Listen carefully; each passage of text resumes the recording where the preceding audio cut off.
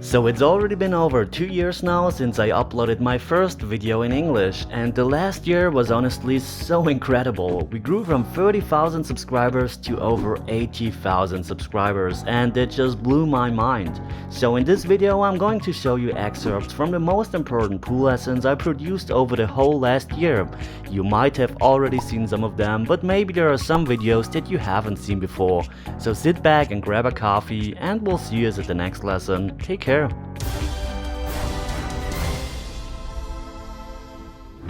As you see here, we have a nice angle on the free ball, and with this angle, all I have to do is to add right and English to the cue ball.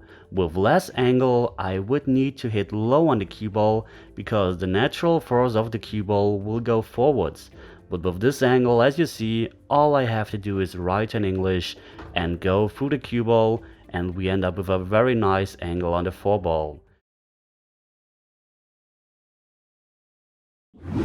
I'm racking like in 10 ball, but with 2 balls at the back of the rack so that I have 12 balls on the table. 3 balls dropped, and obviously you wanna make as many balls as possible on the break because less balls on the table means less clusters, and also you have more space for the cue ball to travel.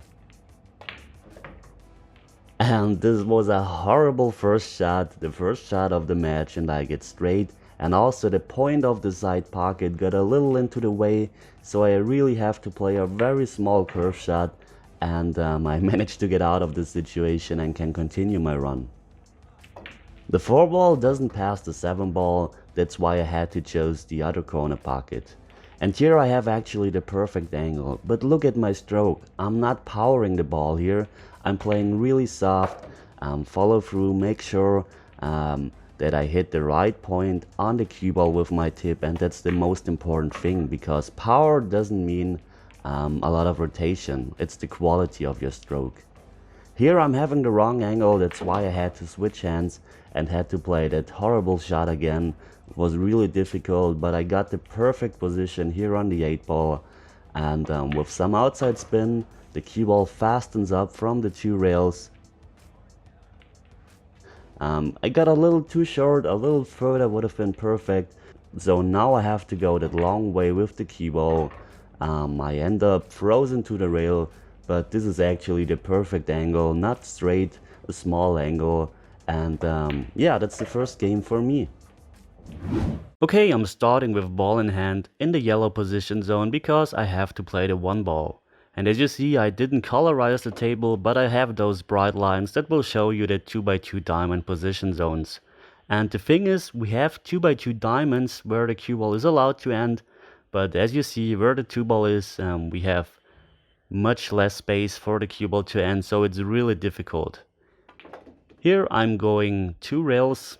I don't end up perfect because I don't have the natural angle that brings me into the purple position zone for the 4, so I have to use stun and have to use more power, and you want to avoid that because it's really difficult regarding your speed control and the exact path you want to go if you have to stun balls, so you always look for natural angles that the cue ball will take, the natural path where you just have to support it a little bit. And here again, I had to draw the cue ball, and again, I don't want to end up with too little angle on the 5 ball. This angle is actually perfect. Here you see it, I don't have to stun the ball. You see I'm following with high right so that the cue ball travels naturally down table to the 6 ball.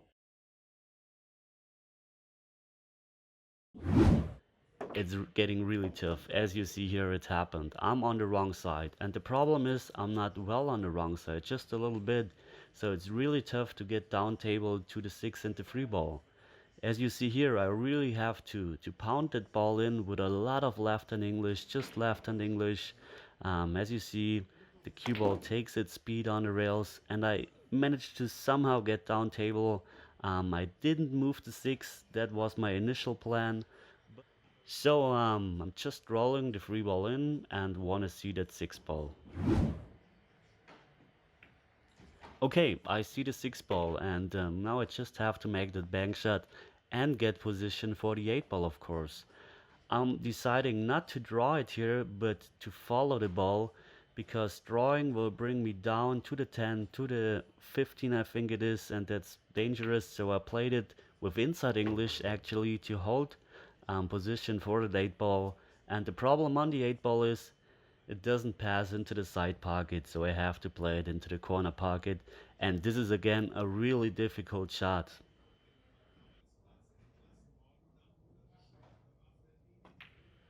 But I made it, and I really ran this table.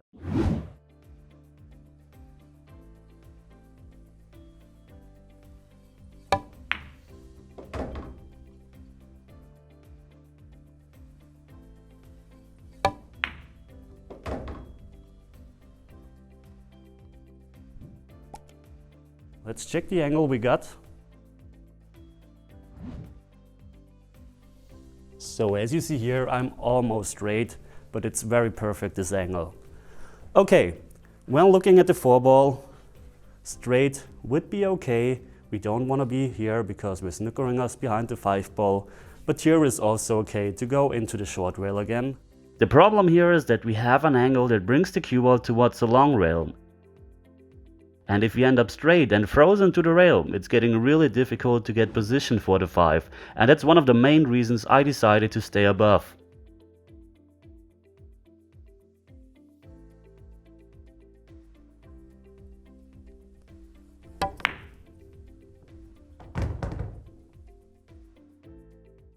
Okay, we got in stroke, we worked on our technique, worked on a specific part of our game, we did a drill that requires to put everything together, and now we're playing a race against the ghost. This will simulate a match situation.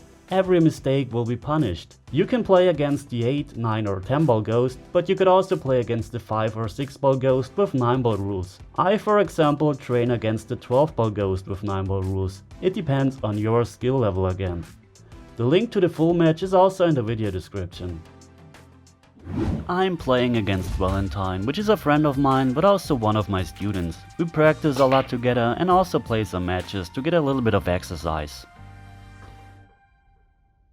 Okay, I lost the cue ball on the break here a little bit. The cue ball ended up close to the corner pocket. Usually you want to be at the center of the table, because that guarantees you, or it doesn't guarantee, but it gives you the best possible chance to have a nice shot on the next ball. Here I have a jump shot on the 1 ball, and I'm playing the jump shot because A, I just have to go over the edge of the 6 ball, and B, very important, I am guaranteed a position on the 2 ball if I make the jump shot.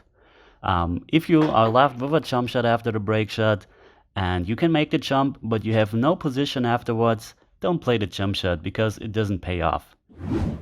Often people hold their cue like this or like this, but this prevents you from the perfect stroke and timing. When the tip of the cue is right in front of the cue ball, your arm should be perpendicular to the table. What you see here is also a very common mistake. When striking the cue ball, the only thing that should move is your arm and your eyes that are switching between the cue ball and object ball. So try to stay as still as possible when shooting. Well, now all I want to do is just roll the free ball in. Cue ball will go this path. Here it doesn't matter if we're straight, then we're drawing back. If we're on this side of the straight line, then we go into the rail and out, and if you're on this side, we have to go this way, which is a little more complicated. But I don't want to try to bring the cue ball here because I have an angle, so I'm just going to roll the free ball in and go towards the 4 ball. Okay, stepping behind the free ball, looking at the angle, going behind the line, visualizing the shot, going down, just pushing the cue forward really straight.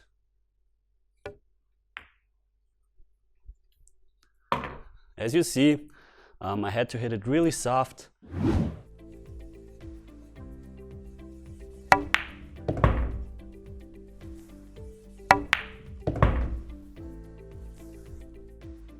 Okay, I think that wasn't enough.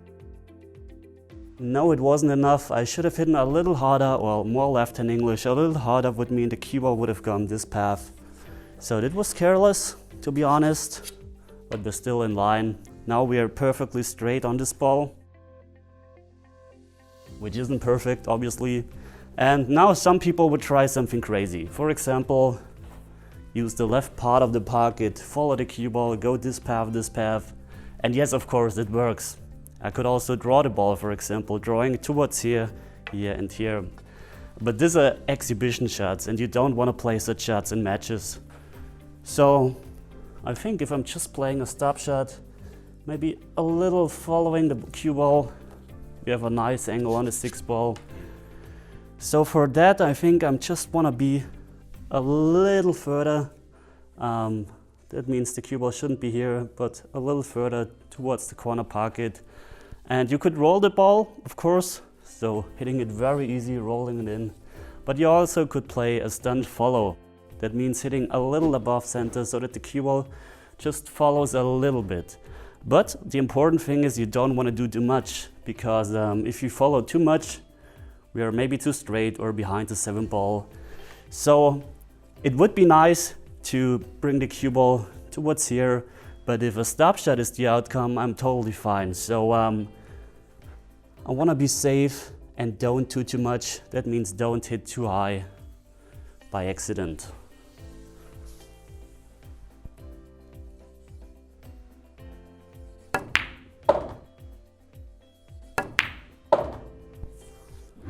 So what have rails to do with making balls? First of all, we have to make clear that this trick or approach only works for the corner pockets, and I will show you why. Let's use this pocket for example. Now take the straight line that leads into the heart of the pocket. If the object ball is on that line, there is no right or wrong rail. However, if the object ball is positioned on this side of the line, it becomes more and more clear why the long rail becomes the right rail and the short rail becomes the wrong rail. Imagine you're not hitting center pocket but a rail instead. If you hit the short rail, the object ball has no chance to drop. If you hit the long rail instead, the cue ball has a high chance to still drop. And the closer the object ball is positioned towards the long rail, the more you can hit the rail away from the pocket so that the object ball still drops. Of course, if the object ball is on this side of the straight line, the short rail becomes the right rail and the long rail the wrong rail to hit. In this example, I'm showing you the next advantage of using rails. We're picking this point on the second rail and we expect the cue ball to travel along this path.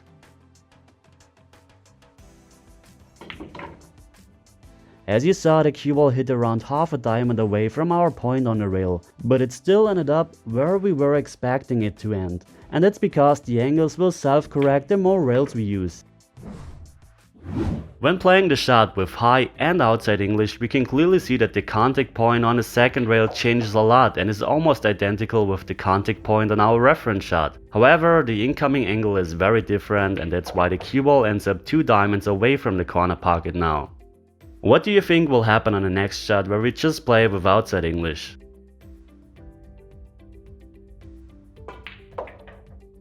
The contact point on the first rail will again stay about the same, but when we're playing at the vertical center of the cue ball, we can add the most amount of English. That changes the contact point on the second rail and causes the cue ball to hit even further away from the corner pocket on the third rail. So following through the cue ball gets more rotation on the cue ball. The logical assumption would now be that with a lot of follow through, your cue and the cue ball will be longer in contact, so you get more action on the cue ball. But this is actually not true. Look at this slow-mo video. Do you see how much I'm following through the cue ball? And do you see where the tip and the cue ball separate? Right at the beginning. So the rest of the forward action from the cue was basically useless? No, it wasn't, and I will tell you why. To understand why it wasn't useless, we need to know about timing. When shooting, your cue is moving backwards first. After that, the forward motion begins and your cue is accelerating. At some point, it will have its highest speed. That should be exactly the moment you hit the cue ball. And after that, it will start decelerating before stopping. This will take some time, of course, because you can't just immediately stop the forward motion. Timing means that you want to hit the cue ball at that moment where your cue is moving at its highest speed.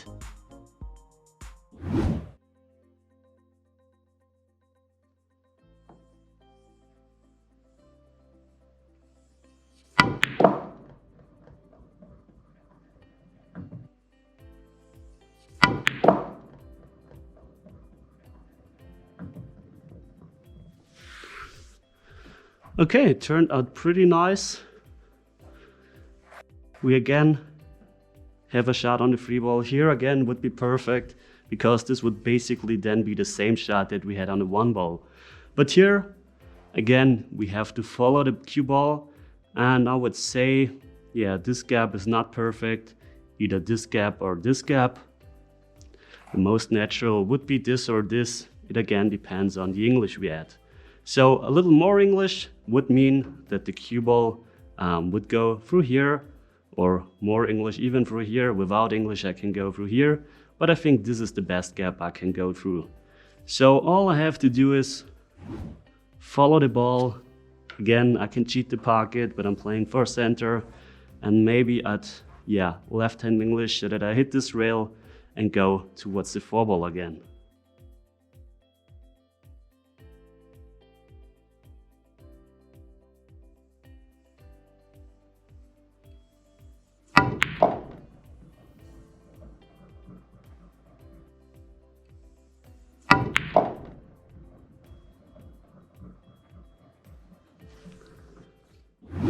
So what you can do now is hit just a little below center to just draw the cue ball a little bit, or stun the cue ball a little bit into here.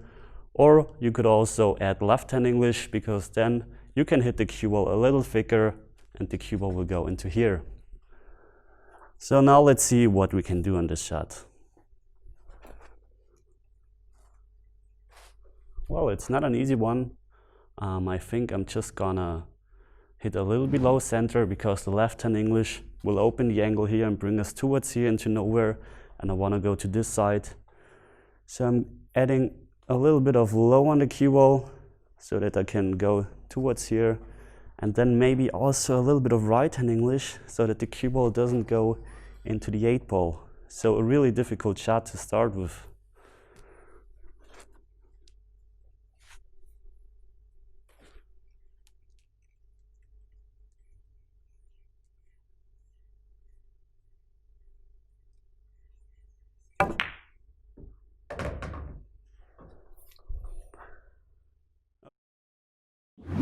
I realized that when playing snooker one night, it was one of those days where I just didn't feel it, so I decided to work a little bit on my stroke instead, and to forget about making the balls. I just concentrated on a nice smooth backswing, pass, and a straightforward motion. I didn't even care where the object ball will eventually end. But surprisingly, suddenly the ball started to drop, and that was because I finally concentrated on my job win down, pushing the cue forwards.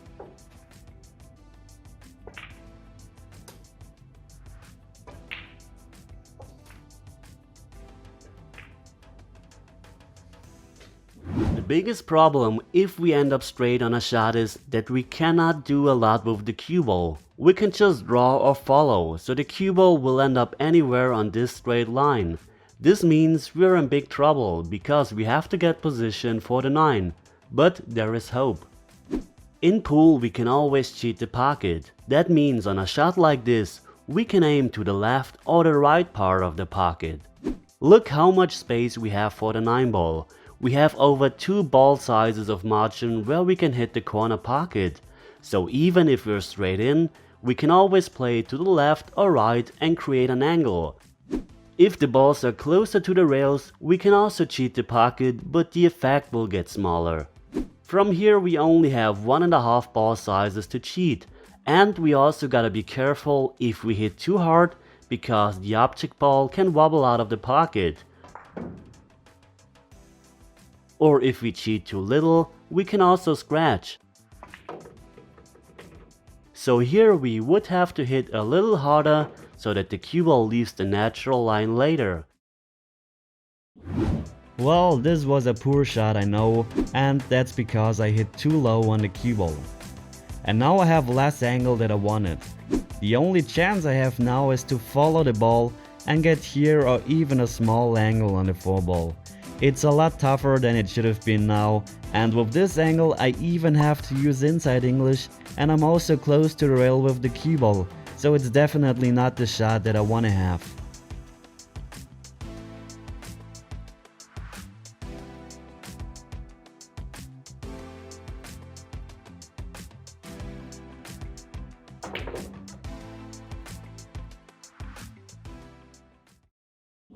In our last situation, we are left with a thin cut on the 7 ball and would love to get a straight in shot on the 8 ball to make position for the 9 very easy.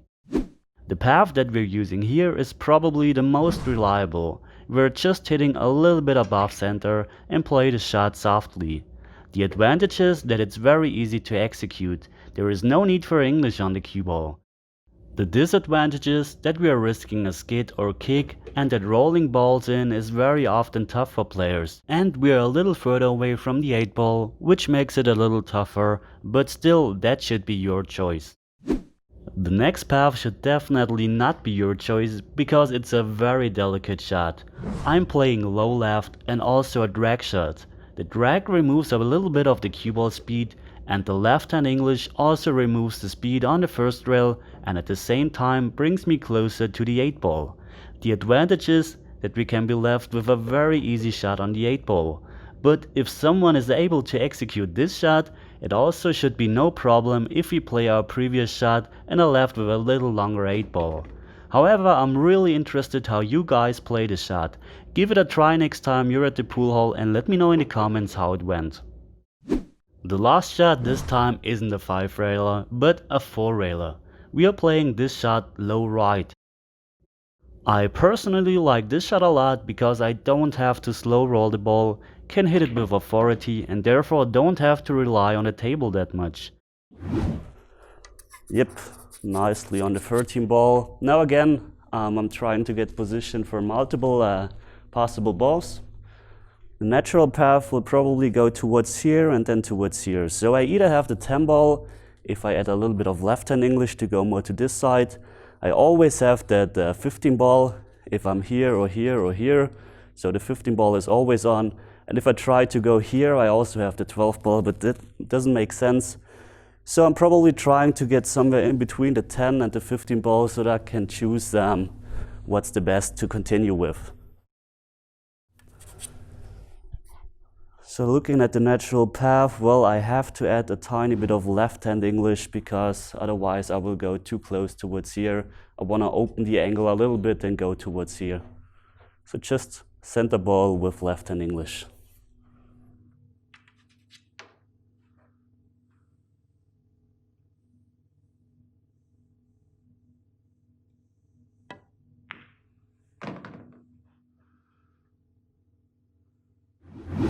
And as you see, this is the line from the diamond. The cue ball is almost on that line, even a little further, which is perfect here.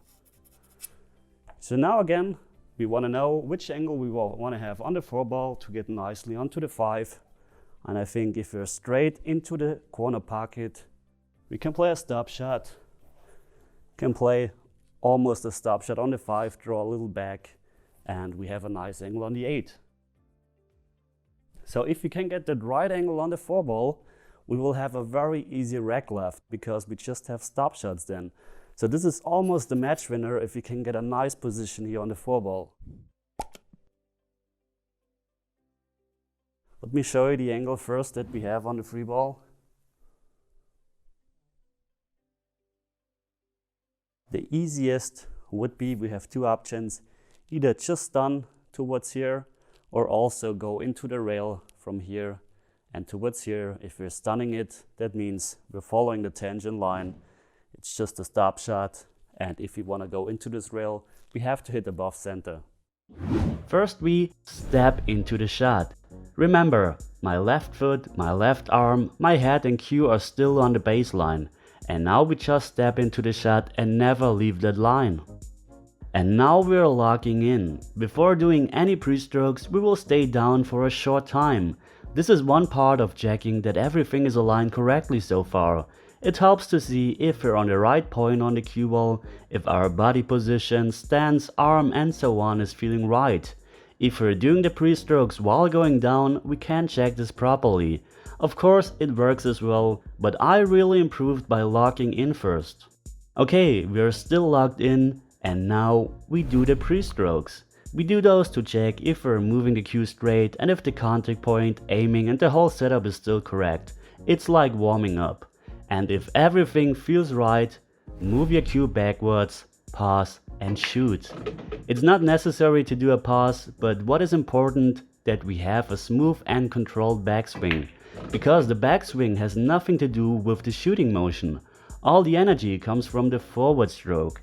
If we're pulling our arm back really fast, the muscles tend to tighten up and we will lose accuracy. I can also play this shot here with just left hand English or with low left. It won't change a lot. This is actually very interesting, and I would highly recommend to watch my video about when to use low and when to use English on the cue ball, because it deals with exactly that shot. And by the way, I got a little too straight here. That's why I'm deciding to following the ball with a touch of right hand English, because this right hand English helps me to go more towards the 6 ball as you see here. Otherwise the cue ball would have ended at the center of the table, which would be too much angle for the 6 ball. And here I'm in line again. I can play the same shot over and over again, where I just go into the rail and towards the center of the table. And here again on the 7 ball I have the same shot. And yeah. This drill, as I said, trains one of the most common shots in pool, and believe me, this will happen very often.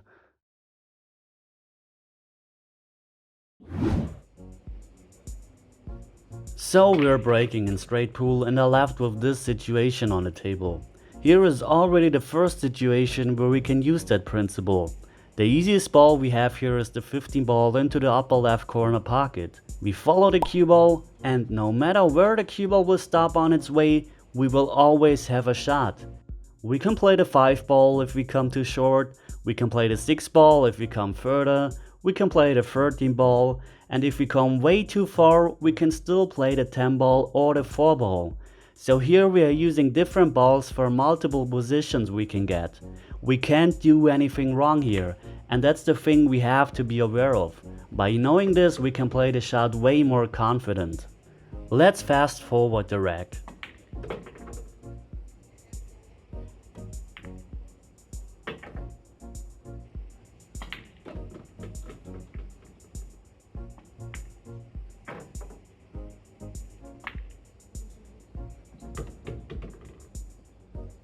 Here we are again in one of these situations.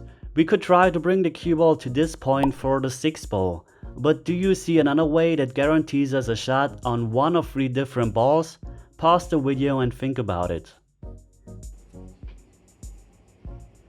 If we are bringing the cue ball into this triangle of balls, we will always have a shot. If we come too short, we can play the 6 or the 4 ball. If we come further, we can play either one of the 3 balls. So here we aren't only aware of this advantage, but we chose a path for the cue ball that made this possible. Let's fast forward the rack.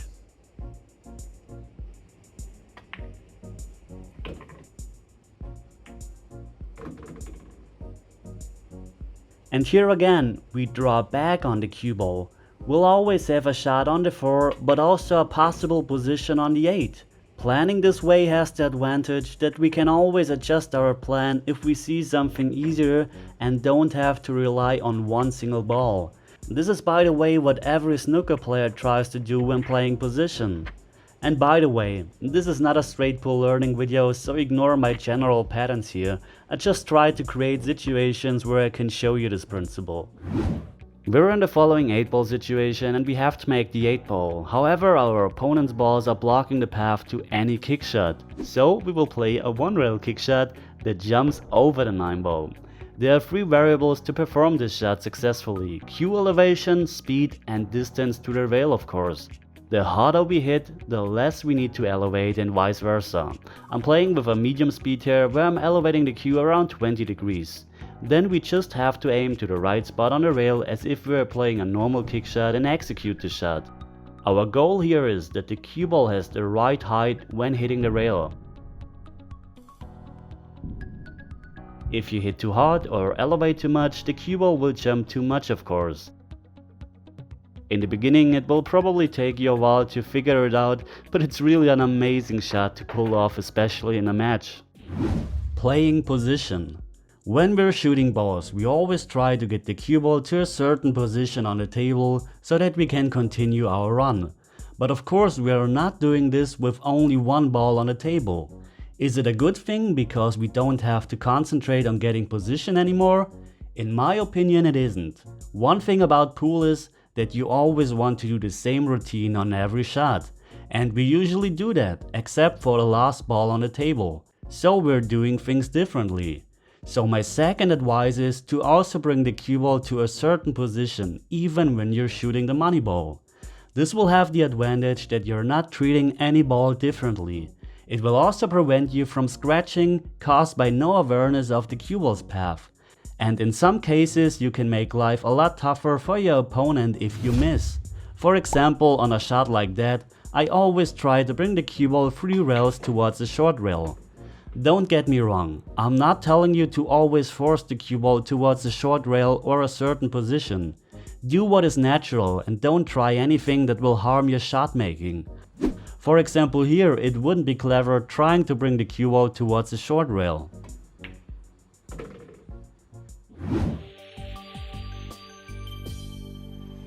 Okay, so far we only talked about deflection and spin-induced throw. Now we're bringing the cue ball a little further away, which makes the whole thing a lot tougher.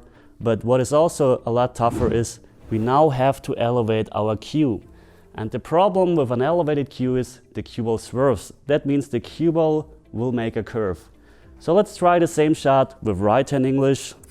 I'm always aiming to the center of the pocket and see what happens with the cue ball now.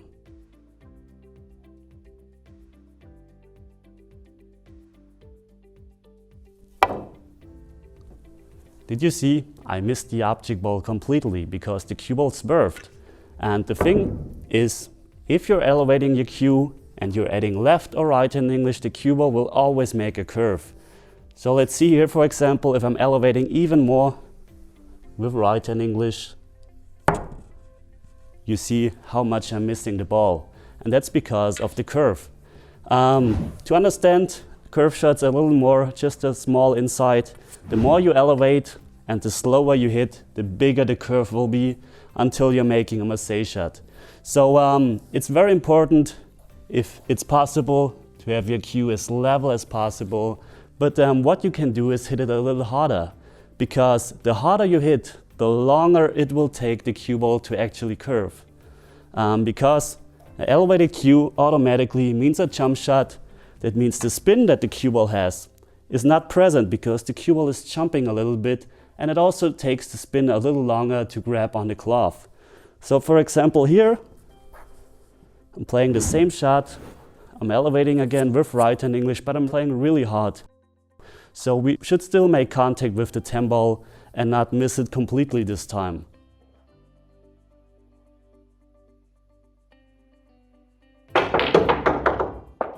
Well, you see, as I said, the cue ball jumped. That's why the 10 ball also jumped. So it was a little too hard here. We hit the pocket perfectly straight, but it was a little hard, to be honest.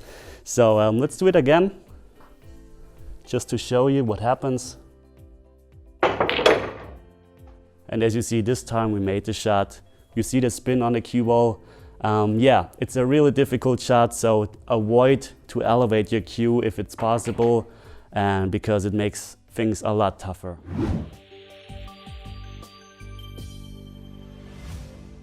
In this situation, we have to go up table for the 7 ball, but we have no chance to avoid a contact with the 9 ball, so the 9 prevents the cue ball from going up table.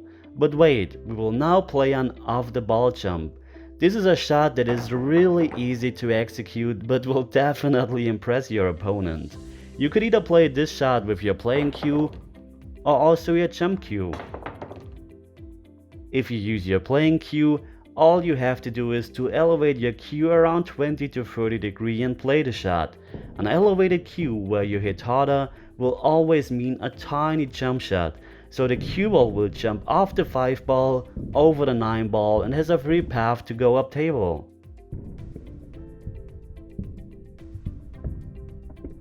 And if you decide to use your jump cue instead, you just have to elevate a tiny bit, because you just want a tiny jump shot. For me it's easier to use my playing cue, but you can choose whatever you prefer, just try it. And also here we can play this kind of shot. We elevate again, play a normal follow shot and just play the shot. The cue ball will jump over the 9 and go up table for the 7 ball again. In some situations you could go other ways of course, but I found myself in situations where this was the only option. And if you can pull this shot off, then it's a really nice feeling. When cutting a ball, the principles stay the same. The cue ball still wants to go towards the direction that you're shooting to. However, it will tend to deviate more or less depending on how much high or low you're hitting. Let's have a look at a cut shot with a small angle first. The original path is now towards this direction. Again, we start with a stop shot. Remember, that means we're making sure that after impact there is no rotation on the cue ball. In this case, the cue ball will just move straight along the tangent line.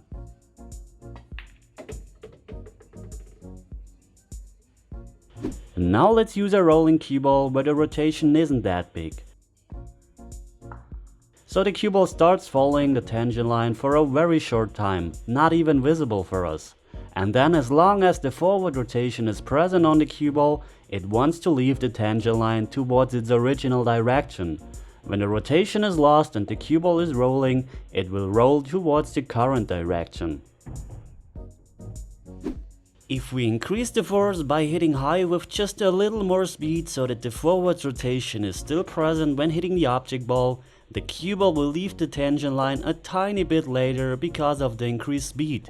But the forward rotation is higher and therefore longer present, so this time we could hit the rail a little more towards the right. Are we able to send the cue ball even closer to the corner pocket by adding more follow on the cue ball? Let's see what happens if we increase the force even more. We use more power to make sure that the cue ball hits the 9 ball with enough spin on it, because the rotation gets lost on its way if we hit too soft and transfers into a normal rolling cue ball again. The cue ball now leaves the tangent line later than before and the curve that the cue ball makes is larger. So we weren't able to contact the rail closer to the corner pocket.